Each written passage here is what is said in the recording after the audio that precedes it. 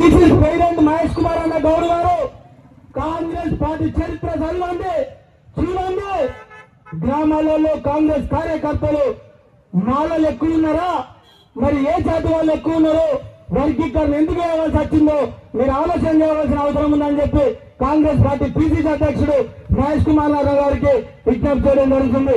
BJP party అధ్యక్ష, నువ్వు ఈ దేశంలో మత కళలు సృష్టించాలని, ఎన్నో రకాలు ఆలోచించాలని ఈ దేశాన్ని పీడిస్తూ ఈ రోజు మీ యొక్క మోడీ గారు చెప్పే పాలన అమలు చేస్తే ఈ రోజు ఈ భారతదేశంలో బొద్దింకలను తీసుకొచ్చింది కూడా మా మాలవాడే, బొద్దింకలను తీసుకొచ్చింది కూడా మా మాలవాడే.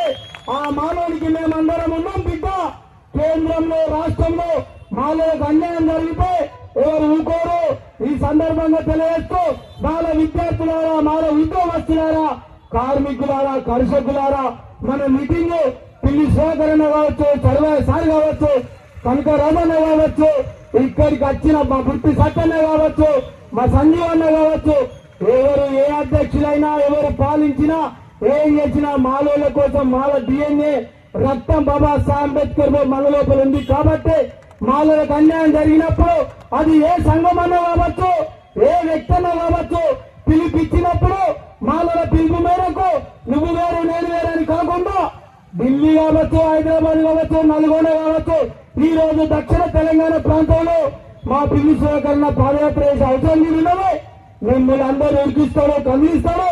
మా సర్వయ్య సార్ గారికి ఒక విజ్ఞప్తి, అయ్యా సార్ మీ అందరికి జేఏసీ తీర్మానమైంది, మీ అందరికి విజ్ఞప్తి ఇచ్చారు, మీరు మాల కమిషన్ చైర్మన్ కావాలి. మాల కమిషన్ చైర్మన్ కాకపోతే సర్వయ్య సార్ గారు మీరు మా జాతికి అన్యాయం చేసిన వాళ్ళు అవుతారు. జేఏసీ కూడా తీర్మానం చేసిందని రాగానే తెలిసింది కాబట్టి మీరు ఖచ్చితంగా మీరైతారా, మరి వేరే వాళ్ళకి ఇప్పిస్తారా? మాల చైర్మన్ ఇప్పియాలి. మరి ముఖ్యమంత్రి మాట తప్పద్దు. మాల జాతి రిజిస్టర్ విధానాన్ని వెంటనే పునఃసమీక్షించాలి. మరి చేవెళ్ళ ఒక డిక్లరేషన్ వెంటనే అమలు పరచాలని తెలియజేస్తున్నాం. నేను కూడా ఒక కాంగ్రెస్ కార్యకర్తని, నేను కూడా ఒక పార్టీ మాల మానాడుగా కాంగ్రెస్ నాయకులుగా పనిచేస్తున్నా అంటే మరి మీరు అర్థం చేసుకోవాల్సిన అవసరం ఉందా అని చెప్పి ఒక ఎంపీటీసీగా, ఒక సర్పంచ్ గా, ఒక సింగిల్ విండో చైర్మన్ గా, ఒక జడ్పీటీసీగా కూడా పోటీ చేసిన గెలిస్తే చైర్మన్ అయ్యేవాడిని, గెలవలేని ఉన్నా నేను కూడా కాంగ్రెస్ పార్టీ నాది కూడా.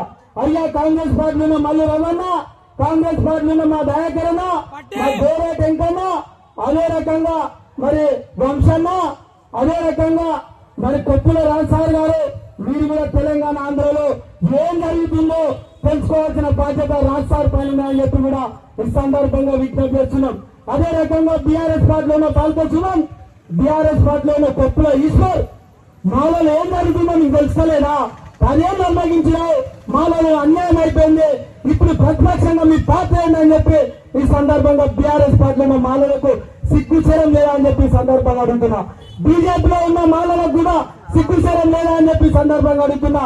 కాంగ్రెస్ లో ఉన్న మాలలు, మంత్రులు, ఎమ్మెల్యేలు మీరు కనుక స్పందించకపోతే మిమ్మల్ని అన్నం కూడా తినేయమని చెప్పి తెలియజేస్తూ ఇక్కడ వేదిక మీద ఎవరు పిలిపించినా మేమందరం కలిసి కట్టుగా బొగ్గంకల్లా వస్తామని చెప్పి తెలియజేసి అవకాశం ఇచ్చిన మరి దేవి సైదులన్న గారికి టెంట్ వేయకుండా, మైక్ పర్మిషన్ ఇవ్వకుండా ఇబ్బంది చెప్పింది కూడా గుర్తు చేస్తూ తెలంగాణలో ఎక్కడనైనా పర్మిషన్ ఇవ్వకపోతే ఒక్క నల్గొండలే కాదు బిడ్డ, తెలంగాణ రాష్ట్రంలో మాలోళ్లకు పర్మిషన్ ఇవ్వకపోతే ఏ మాలోడు కూడా ఇంట్లో వండుకోరు, అక్కలు చెల్లెళ్ళు అన్నదమ్ములతో సర్ది కట్టుకొని రావాల్సి వస్తాయని చెప్పి తెలియజేస్తూ అవకాశం ఇచ్చినట్టు జై భీమ్ పాదాలు.